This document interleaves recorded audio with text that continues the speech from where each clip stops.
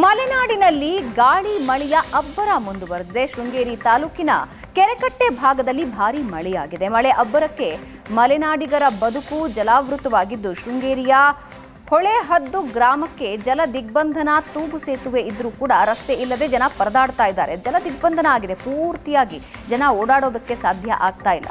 ತೂಗು ಸೇತುವೆ ಸಮೀಪನೇ ತುಂಗಾ ನದಿ ಪ್ರವಾಹ ಕಂಡು ಬರ್ತಾ ಇದೆ. ಜನ ಹೆದರ್ತಾ ಇದ್ದಾರೆ. ತೂಗು ಸೇತುವೆ ಮಟ್ಟದಲ್ಲಿ ತುಂಗಾ ನದಿ ಹರಿತಾ ಇದೆ. ನದಿ ದಾಟೋದಕ್ಕಾಗದೆ 25ಕ್ಕೂ ಹೆಚ್ಚು ಕುಟುಂಬಗಳು ಈಗ ಪರದಾಡ್ತಾ ಇವೆ. ವಾರಗಟ್ಟಲೆ ನಾಡಿನ ಸಂಪರ್ಕನೇ ಇಲ್ಲ. ಅಂದ್ರೆ ಪಟ್ಟಣಕ್ಕೆ ಹೋಗಬೇಕು ಅಂದ್ರೂ ಕೂಡ ಕಷ್ಟಪಡೋ ಪರಿಸ್ಥಿತಿ ಇಲ್ಲಿ ಎದುರಾಗಿದೆ.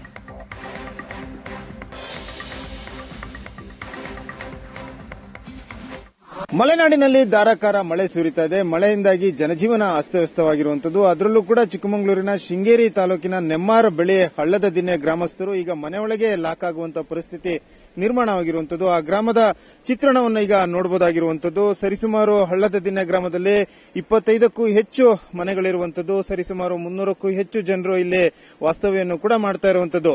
ಶೃಂಗೇರಿ ತಾಲೂಕಿನಾದ್ಯಂತ ಧಾರಾಕಾರವಾಗಿ ಮಳೆ ಸುರಿತಾ ಇದೆ. ಅದರಲ್ಲೂ ಕೂಡ ಕೆರೆಕಟ್ಟೆ ಭಾಗದಲ್ಲಿ ಪಶ್ಚಿಮಘಟ್ಟ ಶ್ರೇಣಿಯ ವ್ಯಾಪ್ತಿಯಲ್ಲಿ ನಿರಂತರವಾಗಿ ಮಳೆ ಸುರಿತಾ ಇರುವಂತಹ ಪರಿಣಾಮವಾಗಿ ತುಂಗಾ ನದಿ ಅಬ್ಬರಿಸ್ತಾ ಇರುವಂತದ್ದು. ಅಬ್ಬರಕ್ಕೆ ಅಕ್ಕಪಕ್ಕದಲ್ಲಿರುವಂತಹ ಗದ್ದೆ ತೋಟಗಳಿಗೂ ಕೂಡ ಪ್ರವಾಹದ ನೀರು ನುಗ್ತಾ ಇರುವಂತದ್ದು.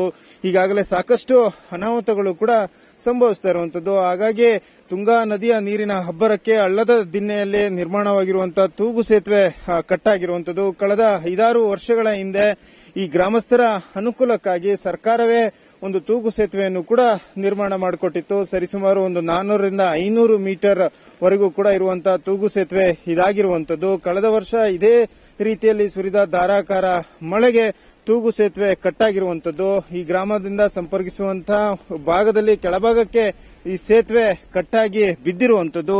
ಆ ಕಟ್ಟಾಗಿ ಬಿದ್ದಿರುವಂತಹ ಸೇತುವೆಯನ್ನು ರಿಪೇರಿ ಮಾಡುವತ್ತ ಯಾವೊಬ್ಬ ಅಧಿಕಾರಿಯೂ ಕೂಡ ತಲೆ ಕೆಡಿಸಿಕೊಂಡಿಲ್ಲ. ಹಾಗಾಗಿ ಈಗ ತುಂಗಾ ನದಿಯ ಅಬ್ಬರಕ್ಕೆ ಇಲ್ಲಿ ಇರುವಂತಹ ಗ್ರಾಮಸ್ಥರು ಮನೆಯೊಳಗೆ ಲಾಕ್ ಆಗುವಂತಹ ಪರಿಸ್ಥಿತಿ ನಿರ್ಮಾಣ ಆಗಿರುವಂತದ್ದು. ಆ ದೃಶ್ಯವನ್ನು ಕೂಡ ನೀವು ನೋಡಬಹುದಾಗಿರುವಂತದ್ದು. ತುಂಗಾ ನದಿಯ ಅಬ್ಬರದ ನೀರು ಇಲ್ಲಿಂದ ಎಲ್ಲವೂ ಕೂಡ ಜಲಾವೃತವಾಗಿರುವಂತದ್ದು. ಅವರು ಮನೆಯಿಂದ ಹೊರಬರಲಾರದಂತಹ ಪರಿಸ್ಥಿತಿಯಲ್ಲಿ ಇರುವಂತದ್ದು. ಈ ಭಾಗದಲ್ಲಿ ಅವರ ಮನೆಗಳು ಇರುವಂತದ್ದು. ಇಲ್ಲಿಂದನೇ ಅವರೆಲ್ಲರೂ ಕೂಡ ಬರಬೇಕಾಗಿತ್ತು. ಈ ಮೆಟ್ಟಿಲುಗಳು ಏನಿದೆ, ನಾನೀಗ ತೋರಿಸ್ತಾ ಇರುವಂತಹ ದೃಶ್ಯ ಏನಿದೆ, ಅದು ಮೆಟ್ಟಿಲಾಗಿರುವಂತದ್ದು. ಈ ಮೆಟ್ಟಿಲುಗಳನ್ನ ಹತ್ತಿ ಅವರು ತೂಗು ಸೇತುವೆಗೆ ಹೋಗಬೇಕಾಯಿತು. ಆ ತೂಗು ಸೇತುವೆ ಹೋಗಬೇಕಾಗಿರುವಂತಹ ಮೆಟ್ಟಿಲುಗಳ ಮೇಲೆಯೂ ಕೂಡ ತುಂಗಾ ನದಿಯ ನೀರು ಹರಿತಾ ಇರುವಂತದ್ದು. ಹಾಗಾಗಿ ಅವರು ಜಲದಿಗ್ಬಂಧನಕ್ಕೆ ಇಲ್ಲಿನ ಗ್ರಾಮಸ್ಥರು ಒಳಗಾಗಿರುವಂತದ್ದು. ಮಳೆ ಯಾವಾಗ ನಿಲ್ಲುತ್ತೆ, ತುಂಗಾ ನದಿಯ ಅಬ್ಬರ ಯಾವಾಗ ಕಡಿಮೆ ಆಗುತ್ತೋ ಅನ್ನೋ ನಿಟ್ಟಿನಲ್ಲಿ ಪ್ರತಿನಿತ್ಯವೂ ಕೂಡ ದೇವರಲ್ಲಿ ಗ್ರಾಮಸ್ಥರು ಬೇಡ್ಕೊಳ್ತಾ ಇರುವಂತದ್ದು. ಇಲ್ಲಿನ ಚಿತ್ರಣ ಇದಾಗಿರುವಂತದ್ದು. ಮಲೆನಾಡಿನಲ್ಲಿ ಪ್ರತಿನಿತ್ಯವೂ ಕೂಡ ಧಾರಾಕಾರವಾಗಿ ಮಳೆ ಸುರಿತಾ ಇರುವಂತದ್ದು. ಮಳೆಯಿಂದಾಗಿ ಜನಜೀವನ ಅಸ್ತವ್ಯಸ್ತವಾಗ್ತಿರುವಂತದ್ದು. ಅದರಲ್ಲೂ ಕೂಡ ಹಲವು ಗ್ರಾಮಗಳಲ್ಲಿ ಜನರು ಈಗ ಕಗ್ಗತ್ತಲಲ್ಲಿ ಕಾಲ ಕಳೆಯುವಂತಹ ಪರಿಸ್ಥಿತಿ ನಿರ್ಮಾಣವಾಗಿದೆ. ಚಿಕ್ಕಮಗಳೂರಿನ ಕ್ಯಾಮರಾಮನ್ ಶ್ರೀಕಾಂತ್ ಜೊತೆಗೆ ಆಲ್ದೂರ್ ಕಿರಣ್, ಏಷ್ಯಾನೆಟ್ ಸುವರ್ಣ ನ್ಯೂಸ್.